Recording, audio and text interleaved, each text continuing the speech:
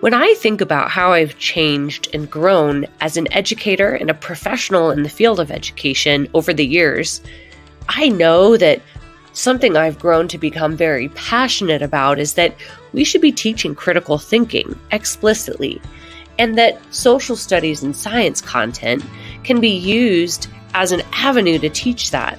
But how did this change happen, and how do I know that it happened? Well, I looked at where I started. I've always enjoyed incorporating technology and really being student-focused. And I look at that, and here's my first teacher website. Pretty basic. It's got the homework, spelling, vocabulary, all of your normal stuff. And when I look at where I am now, still a website, but a lot more interactive. A lot of resources, not just bullet points from a curriculum. So how did I get there? This is the information I had in my first year of teaching to explain to families the content, the specific content and skills their students would be learning in 4th grade. You can see it has reading, writing and speaking, math, social studies, science, and it has all of the specific content in a fairly linear fashion. To really answer this question of, have I changed? How so? How do I know? I had to reflect back and really compare what is different about the way I taught and approached curriculum when I first started teaching, and the way I teach and plan and approach curriculum now. In all of our readings about educational change, there was something that initiated a disequilibrium. There was something that caused a change. And in a lot of cases, it brought up big questions that then led the teachers or the educators to explore new ways to do things. So I thought, what are the questions that I had?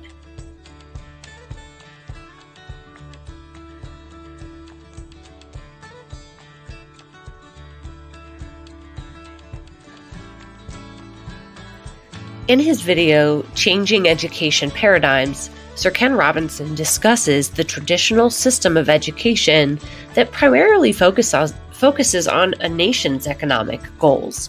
And it's a system rooted in the principles of industrialization. It promotes a binary mindset that separates academic and non-academic individuals.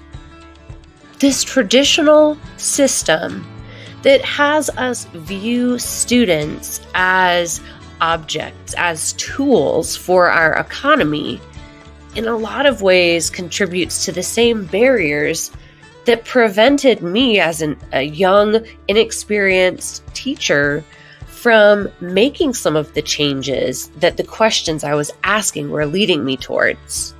So then what? Sir Ken Robinson goes on to discuss what he calls divergent thinking. We should be building in students the critical thinking skills and the creative thinking that allows them to be innovative, to change the future, to be more than just cogs in a system. The arts and social justice and viewing things from multiple perspectives, that is divergent thinking. Thinking about my own practice in the context of how Sir Ken Robinson describes divergent thinking, creative thinking, and critical thinking, I realized that I could see a lot of examples of student-centered activities and fun relationship building, but was I actually teaching critical thinking? Was I adapting curriculum?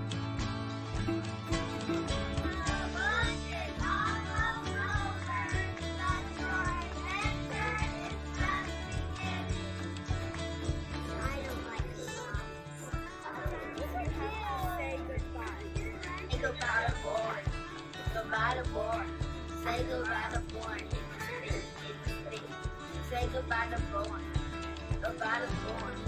Say goodbye to boy and then the kids As a young, ambitious teacher wanting to build positive relationships with my students, I did exactly that. And I was creative and I took chances. But looking back, I recognized that a lot of these activities and changes were not changes to the actual curriculum, but rather something outside of the curriculum to hopefully keep students engaged. And so this brings me to the pivotal point that really led to the personal change in the way that I became able to approach curriculum. I had the opportunity to teach a class called The Art of Thinking to 3rd, 4th, and 5th graders at a charter school. This class had its own objectives and curriculum specific to critical thinking, problem solving, and information literacy. The great thing about teaching this class was all of the amazing things that led to these changes. However, it did require me to build my own curriculum for 3rd, 4th, and 5th grades for the entire year, given only some objectives. I realized, however, that at this point in my career, I had a better grasp of the skills, the strategies, and the contents students are learning in each grade level. I have a better idea of at what age or at what grade students learn certain content in different subject areas or certain reading skills. Because of that, I already knew the content that I could incorporate. So, now that I am not in a position where I am supposed to be designing these critical thinking lessons, I can plan lessons for science and for social studies that teach the specific critical thinking skills, but that cover the content area that needs to be covered. As a new teacher, I would not have been able to build lessons as a general ed teacher responsible for teaching all subjects in our limited amount of time to all the needs of students. And to be able to say, yes, this critical thinking lesson does indeed teach what's required to teach our students for 4th grade social studies. So what has really changed? Well, some of it can certainly be attributed to experience of years of different schools and different grade levels. And some that has changed is just the willingness to take risks that I believed would benefit the students. And then listening to students and constantly working to connect with their world, to understand their individual contexts. Even though I've done this from the very beginning of teaching, it took a few years for me to really wrap my head around how can I not only try to understand their world, but how can I also build instruction that is relevant to their world. And so the combination of this experience and the willingness to take risks, because when you're not a first-year teacher anymore, it's okay to step outside the box a little bit. As Sleeter describes the case study following a new teacher, Anne, and seeing her growth, Table 1 shows the main difference between novice, developing, and accomplished is really the level to which a teacher is willing to change. In the chapter on learner-centered ideology, Schiro talks about the natural stages of development that adolescents go through, and that a learner-centered ideology ultimately gives students space to discover themselves and what they believe. And as they learn to interact with the world around them, they also learn how they can apply their own personal values to the content they learn in school, the experiences they have outside of school.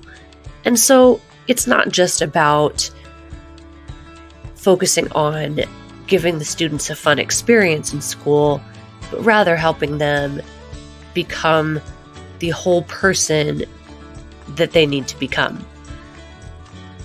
And the only way for students to really be able to succeed as individuals who are applying their own personal values to the content that we're giving them in school is if we design learning in a way that meets the diverse needs and diverse abilities of all of our students. These guidelines for universal design for learning that focus on the why, the what, and the how of learning make education no longer a secret held by teachers, but instead a tool held by students.